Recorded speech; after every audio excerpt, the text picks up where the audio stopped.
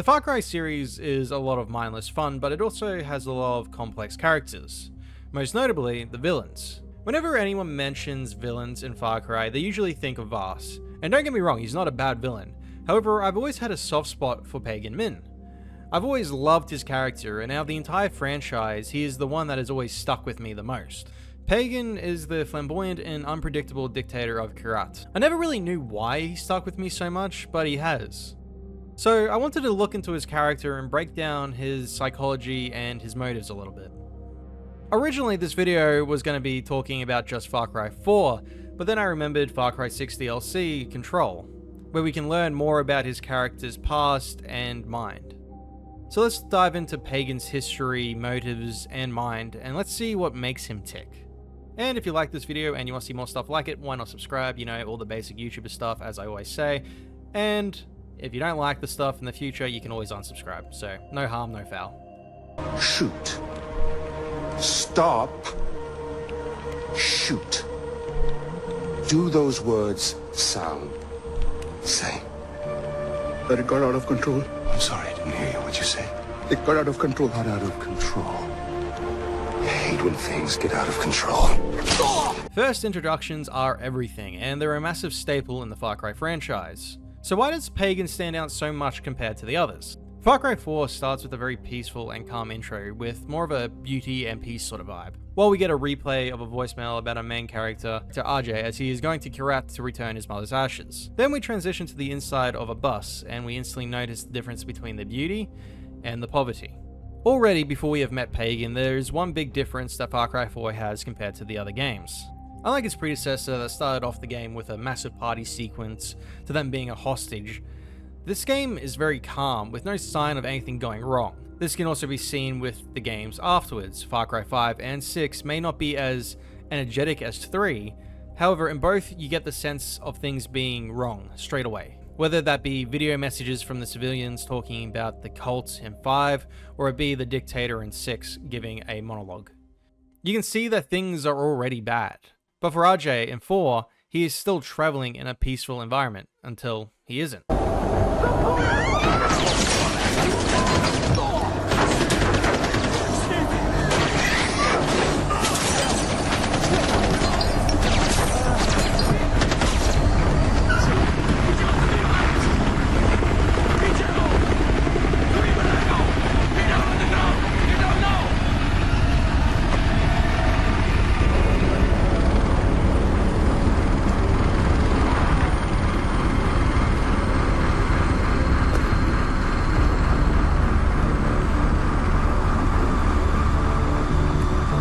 The firefight instantly shows us how unsafe Kyrat is, and Pagan's introduction is instantly rememberable. Unlike Vaas, who is scary for the fact that he's extremely unhinged, and unlike Joseph Seed being scary because of his vagueness and ability to brainwash his followers, Pagan's intimidation factor is he seems like a normalish guy at first. He's clearly mad about what happened with the bus, but that would be like anyone.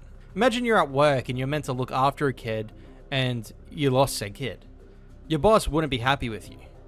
And sure, Pagan's intimidating, but he's not screaming, he's not losing his mind, he's very calm. However, the moment we do get to see his more unstable side is when he gets more ink for his pen. We get a glimpse of the rage that is within him, but instead of repressing it like a real man, he lets it out. That's clearly a joke, but it's also a good point that I'll get back to after breaking down this intro. Pagan is vicious when he strikes his soldier, taking out all his rage in that one moment.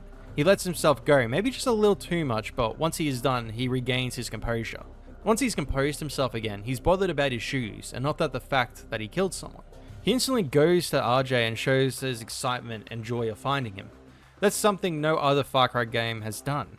In every other game, you are a threat, or a victim who's turned into a threat due to the villain. In Far Cry 4, you are a guest. The villain brings you into his home, gives you food, who you then turn against. Now, the story does a great job of making it clear that Pagan isn't a good guy. He basically kidnapped RJ and probably traumatized the man a little. The game pushes you to leave, and if you were like me when I was younger, I instantly left thinking this man was insane, and maybe he is. Here's the thing though, during the whole intro he does not threaten you or show any aggression towards you. Yes, we witness aggressive behavior and we watch him commit some heinous acts, but we instantly assume siding with the Golden Path is the right thing to do. But there is two sides to said coin. Both a meteor and a bowl are not good people. At first, you're sympathetic to their cause as you see how these people live, but by the end they turn out to just be as bad as Pagan, or arguably even worse. Both of these good guys manipulate you and use you to help their own cause, and you're happy to help. Then you learn these good guys, once they have power, want to bring back arranged marriages or want to turn the country into a drug state and use children in their causes. These things are all what they think bettering their country looks like, and they are willing to take each other out to achieve their goal. Unlike our allies, Pagan is honest pretty much the entire time, although disturbed. But if you pay close attention to the scene after he abducts you, we get everything we need to know about him. The first thing is, he is clearly in love with RJ's mother, although he shows it in the worst possible way and he's clearly making RJ uncomfortable, which is not helping his cause. He's also clearly hurt by the fact that RJ's mother never spoke about him, as he talks about her fondly. But he doesn't blame her, but instead blames RJ's father and the Golden Path for what happened. Another glimpse of the real reason Pagan is talking to RJ can be seen when they're talking about the money, and when he's showing off his face on it. RJ mentions that it's him that's on the money, and Pagan replies by saying that he isn't so sure anymore. Pagan is tired of ruling and believes that he should leave that life behind and wants to give it to RJ, which he mentions at the end of the game, claiming that the country has always been his right. Even when RJ is captured after going around helping the Golden Path destroy and attack his men, he personally arrives at the prison and apologizes to him. He does his own version of comforting RJ, showing he doesn't want to do this, but he kind of has to. However, Pagan also tells RJ's torturer that he does not want him to be permanently damaged from his session, showing he doesn't really want RJ injured. Now this is just talking about Pagan in Far Cry 4, and we get actually a very little amount of screen time with him. He only shows up in a few scenes, which, for how memorable he is really impressive that he sticks with you so much. This point was just to kind of summarize Far Cry 4, but it also shows that even in that game, he was always honest and direct to you. You attract too much attention. I'm trying to uphold our status. You could be running the Triad. I heard what you did. Would you listen to me? Look at your fucking shoes.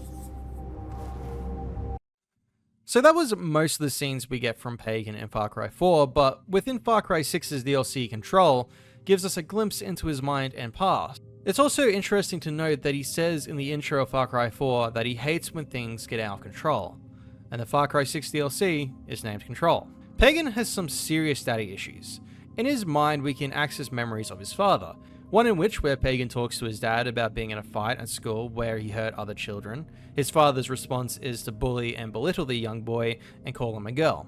The next memory is of Pagan, a little bit more grown up, dragging a man into a room demanding his money from his father who froze his accounts. His father mentions that he is too flashy and draws too much attention to himself. Pagan's response to this is to tell his father that he needs to actually be proactive, as if his father actually tried, he could be running the Triad. His father ignores Pagan, which leads to him lashing out, and we get to see something very interesting that we'll talk about in a minute. The final memory we get of Pagan's father is when Pagan finally snaps and ends his father's life. Pagan walks into the bar where his father is. They talk, and when they get to the root cause of his father's disapproval, his father mentions that his vices are out of control and he has turned a blind eye to said behavior, but the one thing that he can't get over is that Pagan is sleeping with men. Pagan tries to play it off, but his father strikes him. This is the moment Pagan decided to go through with his plan to take over his father's place in the Triad. An interesting note to make of this is also how he focuses on how his father hit his face. Not that he was hit at all, but that he was hit in the face. Pagan's daddy issues is a massive factor for who he'll become later on in his life. The first thing that is notable is no matter what Pagan does, he'll never be good enough for him. See, with the second memory, Pagan mentions he was in a fight, but if you look on the chalkboard in the classroom, it's pretty clear he was defending himself from bullies, who most likely targeted him for being flamboyant. Instead of his father being proud of his son for standing up for himself, he gets belittled instead. Even when another man in the conversation says his son is tougher than he looks, his father dismisses it. In the second memory, we get a more grown-up Pagan, one who has clearly spent years being neglected by his father, maybe not financially, but emotionally.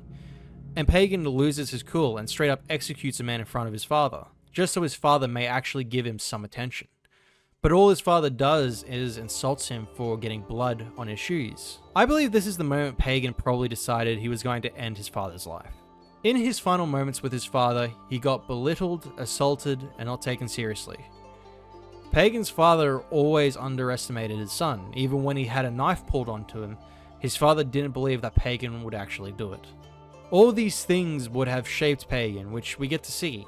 Most notably, the shoe comment. Pagan may pretend that he doesn't care about his father or what he thinks.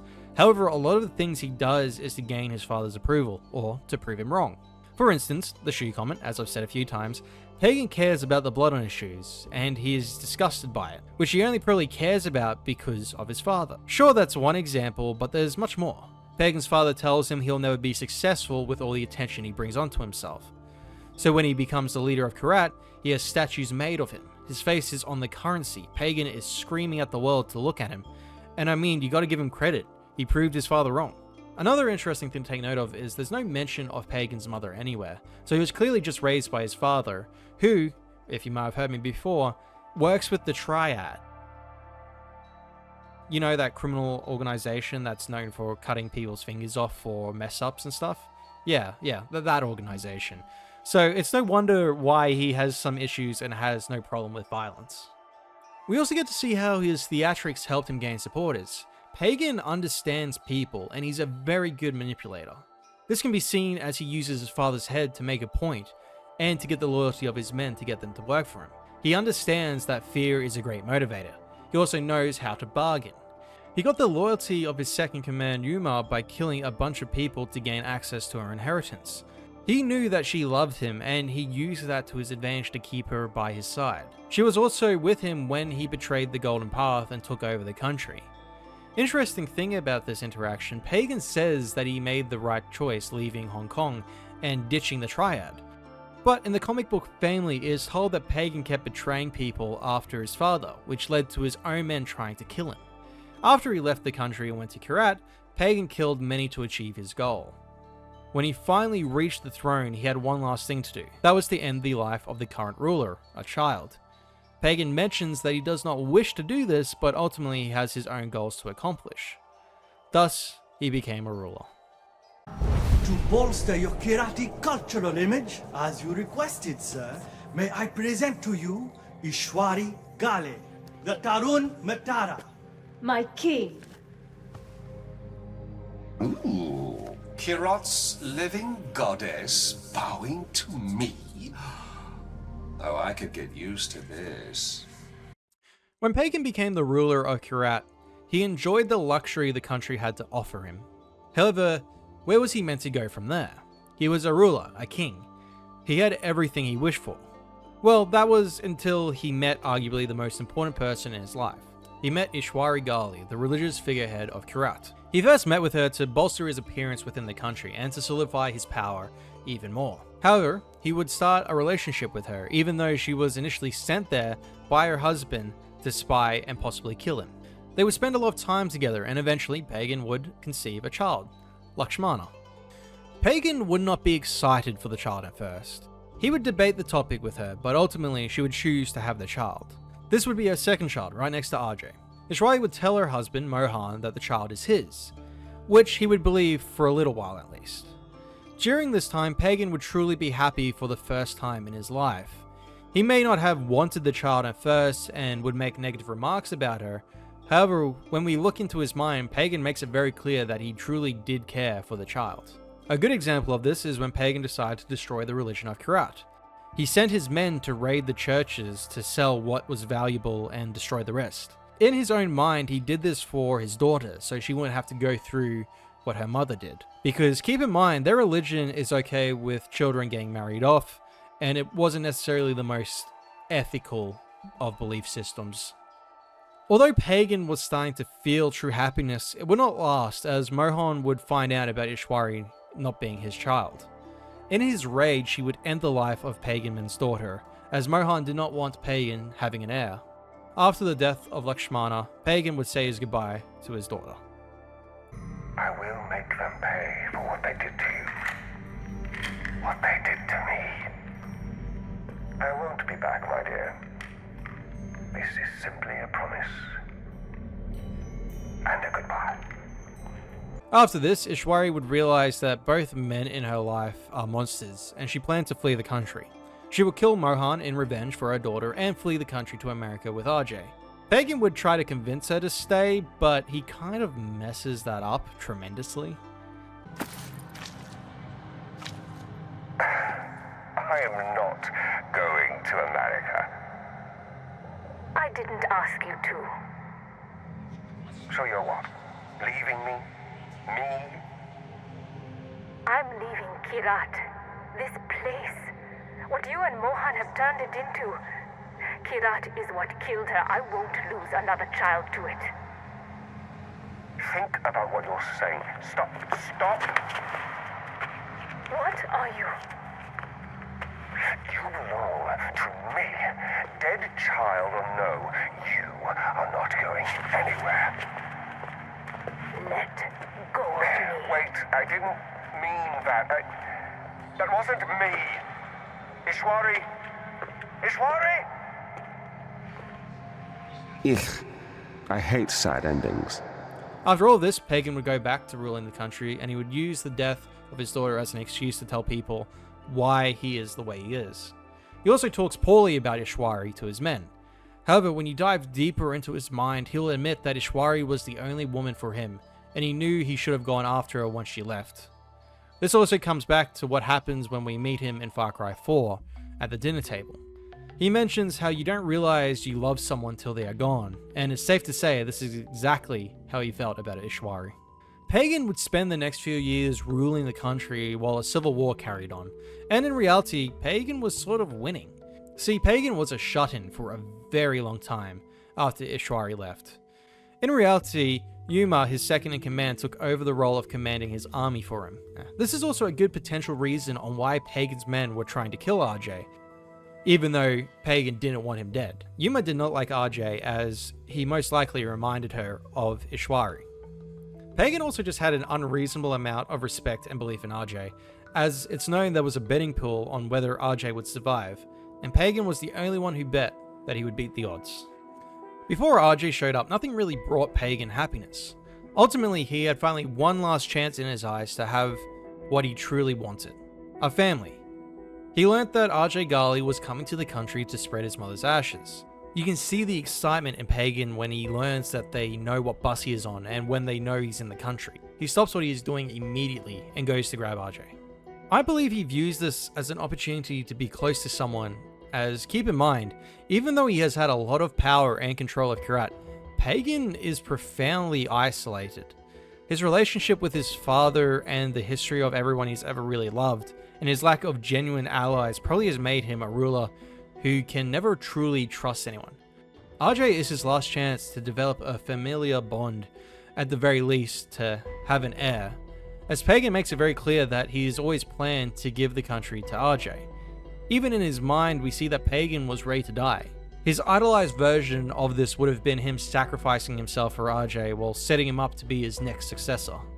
Now, even though that's not what happened, it shows that Pagan was ready for it. He was tired, and in a lot of ways I believe he wanted to leave some kind of legacy, so the world would not forget him. You see, I too am a king who isn't afraid to slaughter anyone, even family, to get what he wants. So from now on, call me Pagan Min. Now we've had a little look inside Pagan's memories, I thought it'd be interesting to evaluate what's going on in his blonde head. Most notably, when we talk about villains, a common thing that comes up is ASPD, also known as antisocial personality disorder, which I've heard people say that Pagan is. I have no idea why they think that though. You couldn't fucking do that! Now, I want to make it clear that I am not a licensed psychologist, and I recommend seeking professional help for any diagnosis and self-diagnosis, as it's always a little biased when you diagnose yourself, even if you try not to. However, we do have the DSM-5, which all you need to really know is an official means for professionals to diagnose people with certain disorders. So, I figured I'll use this and see if Pagan's eligible to being a sociopath, I could say. I won't say he's a psychopath because he actually has feelings. So, to be an eligible person, there must be a pattern of disregard for the violation of the rights of others. This behavior begins by the age of 15 and is present in various contexts. Clinical features include 3 of the following, which we'll go through in a second.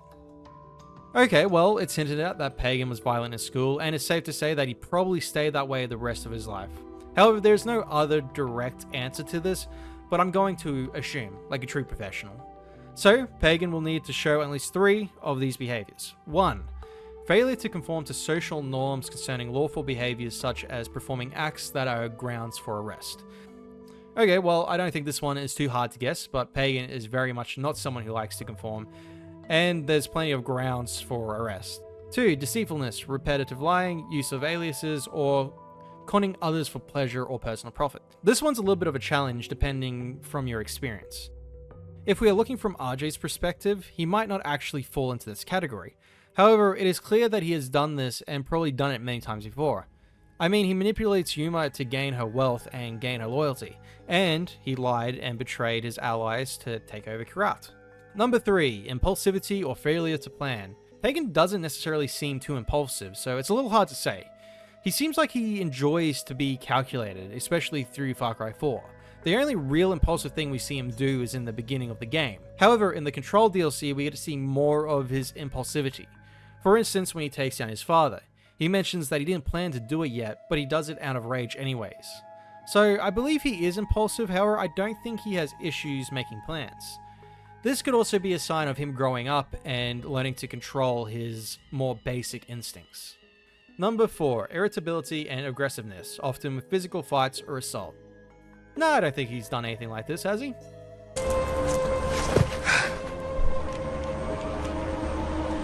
I got blood on my fucking shells. Number 5, reckless disregard for the safety of self or others. Yeah, I mean, this is actually a little harder to say, but I believe he falls into this category. He lets RJ walk into his dining room at the end of Far Cry 4 and does nothing to defend himself. He puts himself at risk. However, I believe that he does have a reckless disregard for others, as Pagan is extremely selfish in a lot of ways, and is a narcissist. Number 6, consistent irresponsibility, failure to sustain consistent work behavior, or honor monetary obligations. This one I don't think Pagan Min has. Pagan is a criminal, yes, but he has to be extremely organized and dedicated to his goals to achieve what he has. Sure, he might have done some of these things, but I don't think it's a common pattern for him. However, I could be wrong. Number 7, lack of remorse, indifference to or rationalizing having hurt, mistreated, or stolen from another person. Pagan absolutely lacks remorse and definitely has an indifferent view to certain things. And the only time we kind of get to see these things is in the DLC, in Far Cry 6, where he kind of shows remorse for the things he's done. But at the same time, he's very selfish about it. He shows remorse, but he also admits that he would have done it again, just slightly different. So, yeah, I would say he's not a great guy.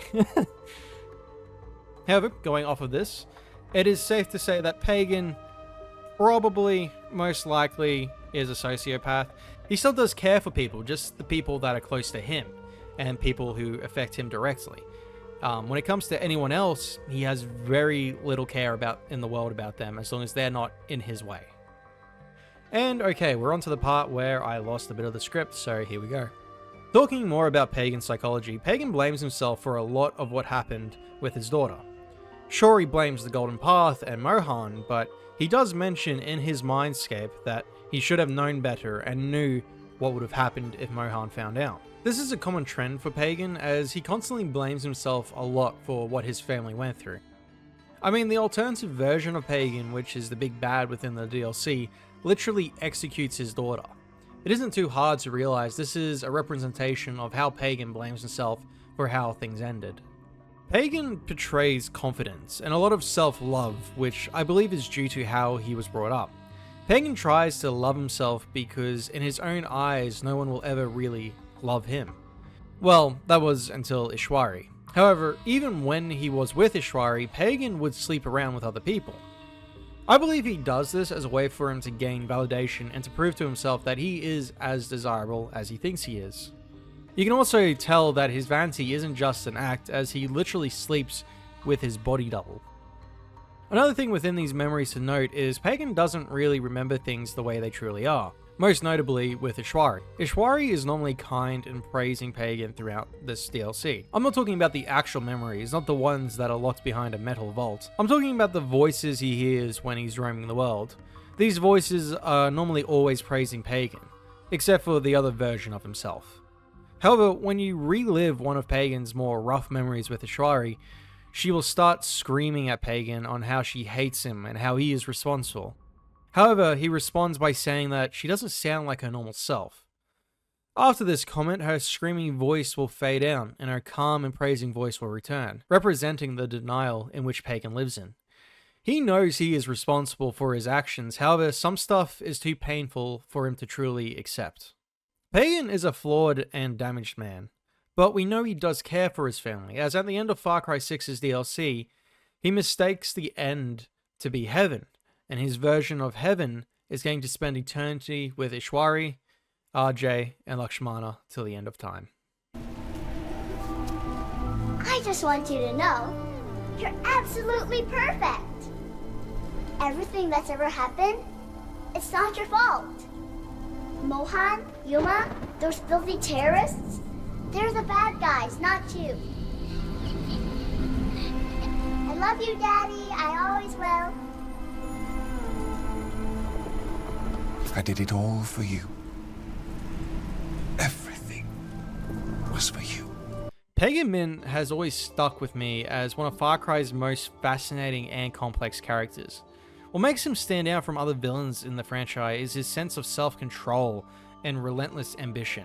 Unlike Vaas, who thrives on chaos, or Joseph Seed, who seeks to impose ideological control, Pagan Min is a dictator driven by a deep need for approval and a thirst for power. His villainy is far more personal, intertwined with his own insecurities and unresolved past. And in that sense, he's almost more relatable than other antagonists, because at the heart of his actions is a desire to be seen, acknowledged, and respected. Even though Pagan Min is a deeply flawed and ultimately a horrible man, there's a human aspect to him that makes him so compelling. His quest for power isn't born out of simple malice, but out of a desperate need to prove his worth to a world that's continually rejecting him. Whether it's his father's harsh treatment, the emotional isolation he feels as a leader, or his constant pursuit of validation, Pagan's struggles are reflective of the very human desire to overcome past trauma and carve out one's own legacy. In a way, he's a tragic man caught between his own ambition and the damaging influence of his upbringing. It's this complex blend of ego, vulnerability, and emotional isolation and a hint of charm that makes Pagan Min such a captivating villain. His flaws are not just what make him dangerous, they're what make him unforgettable. And that's why, despite the chaos and the destruction he leaves in his wake, Pagan Min will always leave his helicopter when I reach the end of Far Cry 4. All choices have consequences, RJ! I've given you Kyrat, but I'm keeping the helicopter!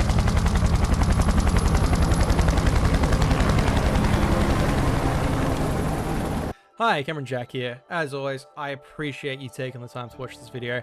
I put a lot of effort into these. I had a lot of issues with this as well, as I lost half of the script halfway through, so that's why if you notice there might be some bits where I sound slightly different. It's because I realized that I missed a spot, had to go back, add it into the script. Always a hassle when that happens, but it happens sometimes. Anyways, if you enjoyed, this was a different sort of video. It wasn't a game review, it wasn't that, it was more of a breakdown of one of my favorite villains ever. As you probably saw in that last little segment, I've been a fan of Pagan since Far Cry 4 came out, so I've loved his character for a very long time. Anyways, if you enjoyed this video, please subscribe. It means the world to me. It gives me that little ego boost that Pagan so desires. And if you don't, and I don't see you again, perfectly okay. As always, until next time, stay safe, live life to the fullest, and peace.